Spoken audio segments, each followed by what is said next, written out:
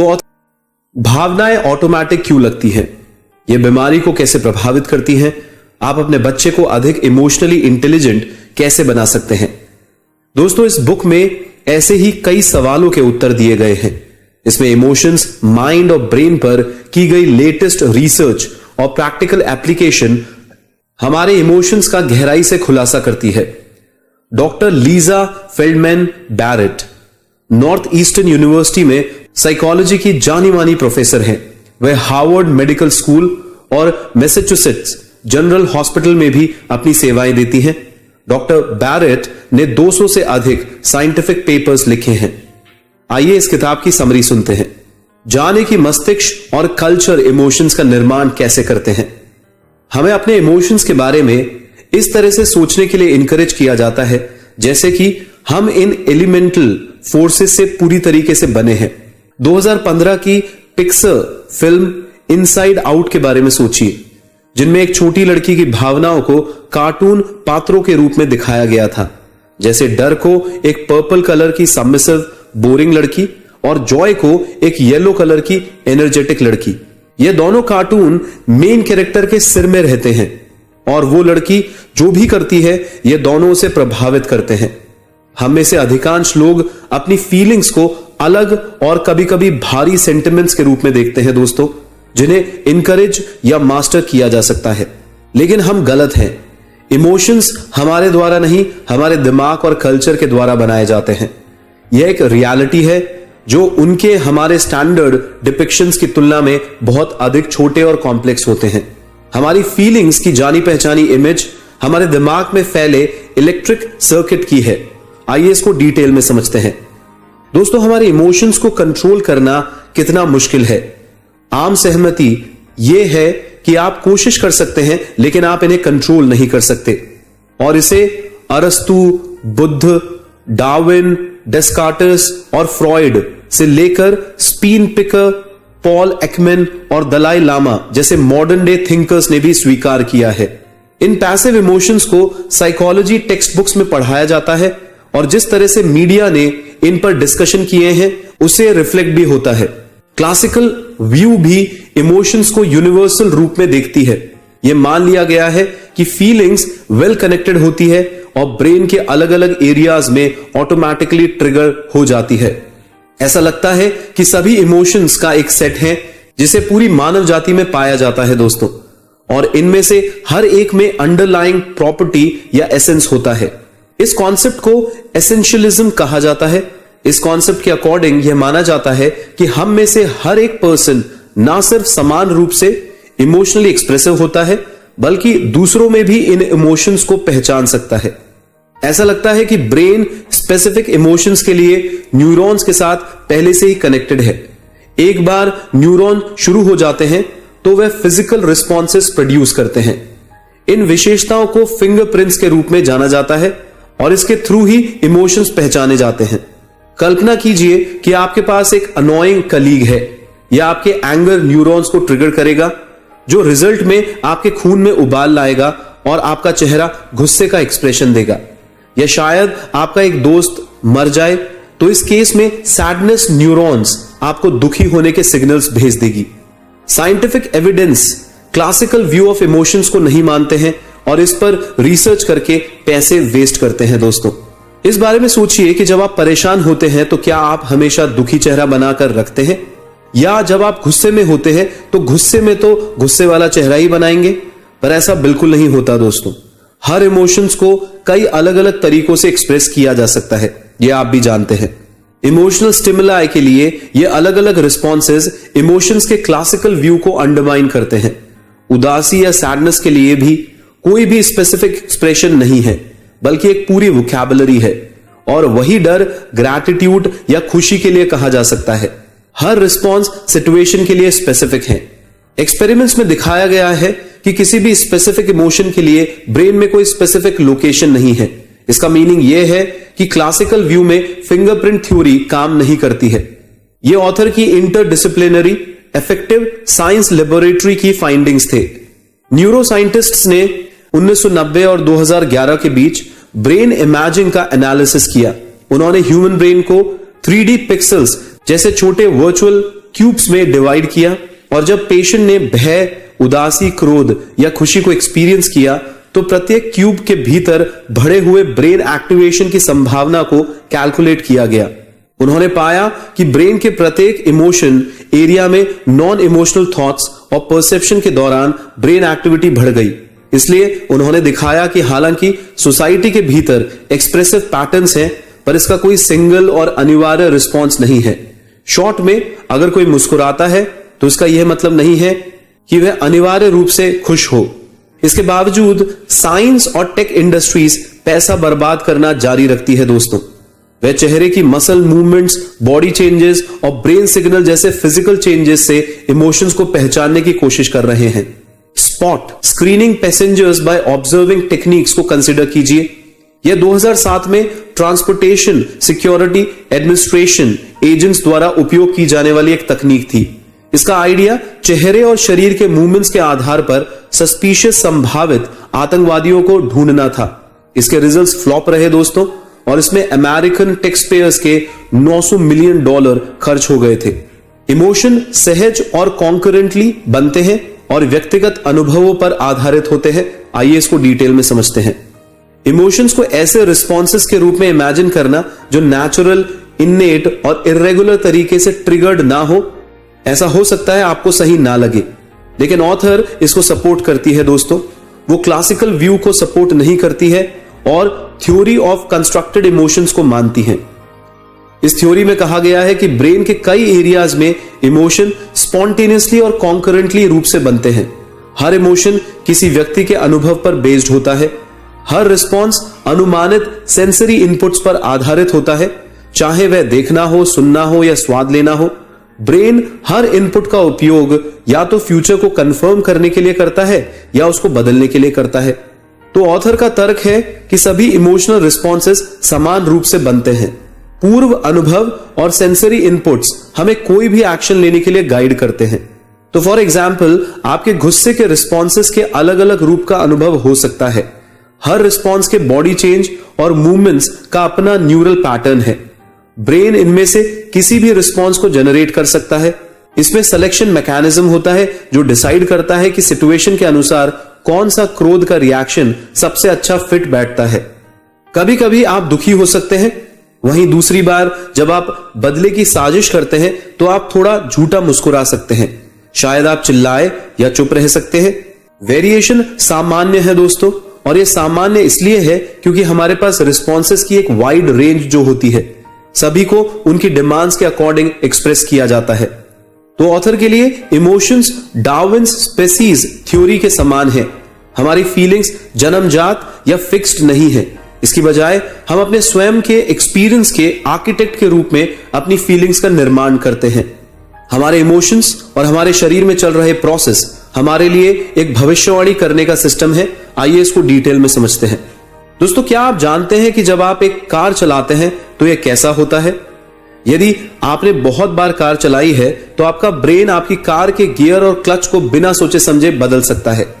लेकिन ऐसा क्या है जो आपको ऐसी मसल मेमोरी के साथ काम करने देता है? इस ऑटोमेटिक सिस्टम को इंट्रोसेप्शन कहा जाता है दोस्तों। यह वो तरीका है जिससे ब्रेन हमारे शरीर को सपोर्ट करता है। यह हमारे हार्मोन्स, इम्यून सिस्टम और नर्वस सिस्टम को आसानी से चलाता है। यह एक ऑनगोइंग और प्रेडिक्टिव सिस्टम को मैनेज करता है ताकि आपको हर समय क्या हो रहा है उससे अवेयर नहीं रहना पड़े। इंट्रोसेप्शन इमोशन क्रिएशन में शामिल कोर कंपोनेंट है। ब्रेन का इंट्रोसेप्शन सिस्टम लगातार इंटरनल और एक्सटर्नल सेंसेशंस को प्रोसेस करता है। यह सब अच्छा है, लेकिन इंट्रोसेप्शन का अनुभव कैसे होता है दोस्तों? आइए समझते हैं। इसके दो बेसिक स्पेक्ट्रम है दोस्तों, और प्रत्येक के दो इफेक्ट्स यानी प्रभाव होते हैं। यह प्रभाव हमारी अवेयरनेस के पहलू हैं। ये हमेशा मौजूद रहते हैं, चाहे ब्रेन उन्हें भावनाओं, विचारों और परसेप्शन को बदलने के लिए उपयोग कर रहा हो या नहीं। पहला स्पेक्ट्रम खुशी और नाराजगी के प्रभाव को कवर करता है और दूसरा फ्रस्ट्रेशन और शांति को शामिल करता है। एक रियल वर्ल्ड सिचुएशन आपकी मदद कर सकती है।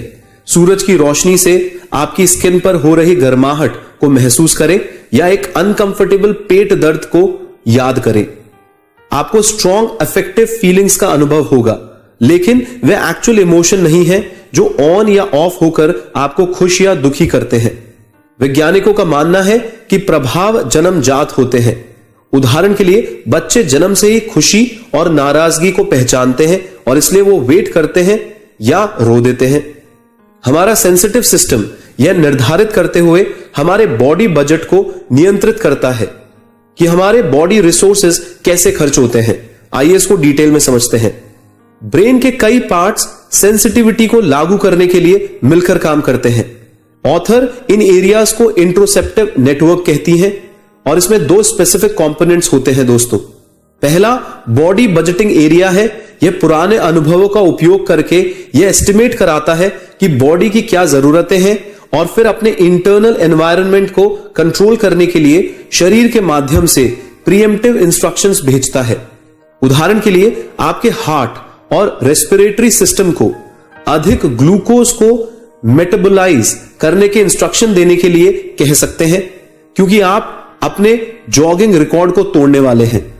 दूसरा कंपोनेंट प्राइमरी इंट्रोसेप्टिव कॉर्टेक्स है। यह कंपोनेंट इंटरनल सेंसेशन को रिप्रेजेंट करता है, जैसे कि आपके हार्ट की धड़कनें। दोनों बॉडी बजटिंग रीजन और प्राइमरी इंट्रोसेप्टिव कॉर्टेक्स एक फीडबैक लूप को बनाते हैं जो बॉडी बजट को रेगुलेट करने में मदद करता है।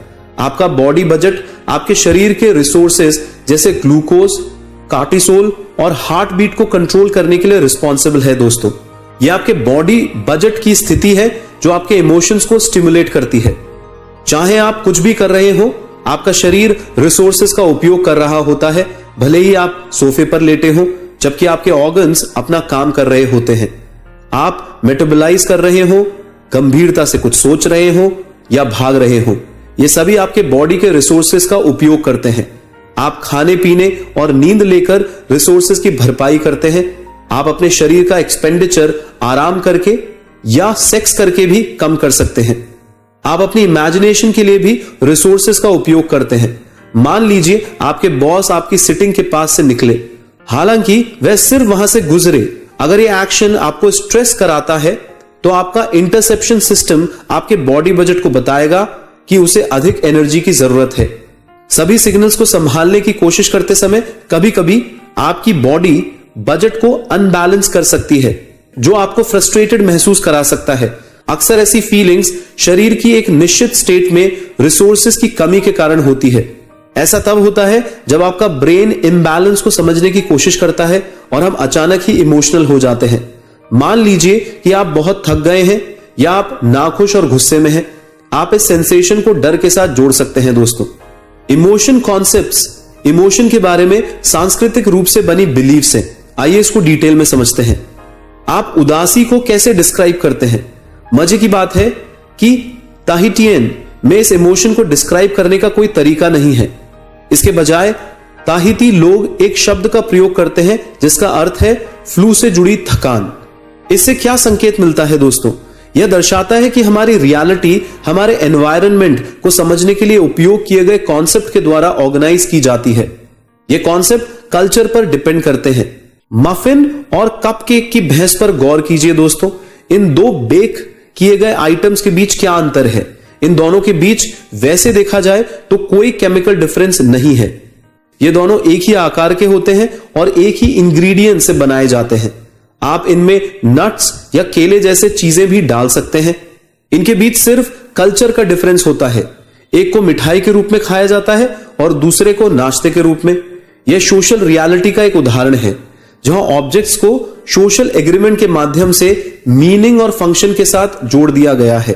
सोशल एग्रीमेंट्स के अनगिनत एग्जाम्पल्स हैं दोस्तों। आप बस कागज के पैसों के बारे में सोचिए, जिसमें कोई इनहेरेंट मूल्य तो नहीं है। हम केवल इस बात पर सहमत होते हैं कि विभिन्न रंगीन और आकार के कागज, जैसे कि 20 हेथियन गॉड्स एक अमेरिकी डॉलर या 500 UAE दिरहम के बराबर होते हैं।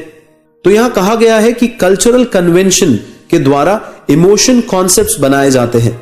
एक बार जब हम इस कॉन्सेप्ट को जानते हैं तो हम भावनाओं को एक्सपीरियंस कर सकते हैं। मुस्कुराहट के इतिहास के बारे में सोचिए दोस्तों। आजकल हमारा इमोशन कॉन्सेप्ट मुस्कुराहट के साथ खुशियों को कनेक्ट करता है, लेकिन यह हमेशा नहीं होता है। लेखक ने दावा किया है कि प्राचीन ग्रीक्स और रोमन्स के पास मुस्कुराहट के लिए कोई खास शब्द नहीं था। यह सिर्फ खुशी के साथ जुड़ा हुआ था, एक सिग्निफिकेंट कल्चरल जेस्चर नहीं है। वास्तव में मुस्कुराहट केवल 18वीं शताब्दी में प्रचलित हुई थी, क्योंकि डेंटिस्ट्री या दंत चिकित्सा ज्यादा प्रसिद्ध हुई थी। सही से कहा जाए तो मुस्कान मिडिल एजेस का एक इन्वेंशन था। दूसरी ओर इसमें कोई संदेह नहीं है कि रोमन्स के पास दूसरे हाईली सिग्निफिकेंट कल्चरल जेस्चर्स थे, जो अब हमारे लिए कुछ मायने नहीं रखते हैं। हम जन्म से कल्चरली रूप से भावनाएं बनाना सीखते हैं, लेकिन हमारे पास अधिक जानने की शक्ति है। आइए इसको डिटेल में समझते हैं। उदासी, खुशी, गुस्सा, निराशा ये यूनिवर्सल इमोशंस नहीं है दोस्तों। लेखक का दावा है कि ये कॉन्सेप्ट्स हैं जिन्हें हम अपने पेरेंट्स और सोसाइटी से पैदा होने के साथ ही सीखना शुरू कर देते हैं। यह कहना सही नहीं है कि शिशुओं के पास फीलिंग्स नहीं होती है। ये प्रभावित करने के कॉन्सेप्ट से जुड़े हुए हैं, जैसे कि हमने पहले ही देखा है। दूसरी ओर भावनाओं को अक्सर स्पष्ट रूप से सिखाया जाता है। एक बच्चे के चिल्लाने चीखने की कल्पना कीजिए। एक पेरेंट इसको यह पूछकर रिस्पॉन्ड कर सकता है कि क्या तुम नाराज हो कि यह सोने का समय है, या क्या आप दुखी हो कि मां काम के लिए जा रही हैं। यह सवाल नेचुरली रोने को क्रोध या उदासी से लिंक करता है दोस्तों, और यह बचपन में नहीं रुकता है। ऐसा इसलिए है क्योंकि हमारा दिमाग पिछले एक्सपीरियंसेस को नए एक्सपीरियंसेस के साथ जोड़ने की एबिलिटी रखता है। यह नए कॉन्सेप्ट्स को जानने और पुराने कॉन्सेप्ट्स को नई शेप देता है। यह सीखने का प्रोसेस बुरा नहीं है। इसका मतलब है कि हम इमोशन कॉन्सेप्ट्स को बेहतर समझ पाते हैं, जिसके बदले में इसका अर्थ है कि उन्हें आसानी से रेगुलेट किया जा सकता है। उदाहरण के लिए, किसी के दुर्भाग्य पर खुशी महसूस करने की भावना को अंग्रेजी में समझाने के लिए कोई शब्द नहीं था। यह एक एलियन भावना नहीं थी, सिर्फ इसे एक्सप्रेस करने के लिए एक आसान तरीका नहीं था। अंग्रेजी बोलने वालों ने इसके लिए जर्मन शब्द स्कैडेनफ्रॉइड को यूज किया। यदि हम अक्सर एक नया एक्सप्रेशन सुनते हैं तो अधिक संभावना है कि हम इसे अपने एक्सपीरियंस में जल्दी पहचान लेंगे। इस प्रकार इसको अधिक महसूस करना अधिक आसान होगा दोस्तों। तो प्रैक्टिस के साथ हम भावनाओं के बीच अंतर को, जैसे संकट और असुविधा के अंतर को अच्छी तरीके से समझ सकते हैं। हम एक एडल्ट के रूप में जानते हैं कि डेड लेग का दर्द ज्यादा समय तक नहीं टिकता है, लेकिन एक समय यह हमारे लिए भयानक हुआ करता था। तो इमोशंस को एक्सपीरियंस से बनाया गया है। जब हम नए एक्सपीरियंस को बनाने के लिए इन्वेस्ट करते हैं तो ये हमारे भविष्य के इमोशनल सीड्स बन जाते हैं। तो अंत में इस किताब का मेन मैसेज मैं आपके सामने फिर से दोहराता हूं दोस्तों। मस्तिष्क एक कॉम्प्लेक्स सिस्टम के माध्यम से इमोशंस को पैदा करता है, जो शरीर के एनर्जी लेवल्स और उनके एक्सपेंडिचर को भी नियंत्रित करता है। हम अक्सर जिसे एक इनबॉर्न इमोशन के रूप में सोचते हैं, वास्तव में वह कल्चर, ब्रेन और हमारी बॉडीली सेंसेशंस की हमारी इंटरप्रिटेशन के बीच की रिलेशनशिप से बनता है दोस्तों। हाउ इमोशंस आर मेड बहुत ही कॉम्प्लेक्स किताब है दोस्तों। इसको समझना ही बहुत मुश्किल था, इसकी समरी बनाना और भी मुश्किल था, पर हमने कोशिश की है कि आपके सामने इसको बहुत संक्षिप्त रूप में समझा सके। आप इसको बार बार सुनिएगा और इसको समझने का प्रयास कीजिएगा। एक बहुत ही अलग तरीके से इस किताब को इनके ऑथर ने रिप्रेजेंट किया है। आशा करते हैं कि आपको पसंद आई होगी ये किताब। आप ज्यादा से ज्यादा लोगों के साथ इसको शेयर जरूर करिए दोस्तों। बहुत बहुत धन्यवाद कि आप समय निकालते हैं और इन समीक्षाओं को सुनते हैं। आप हमेशा हमारी प्रेयर्स में हैं दोस्तों। आप चैंपियन बने। धन्यवाद।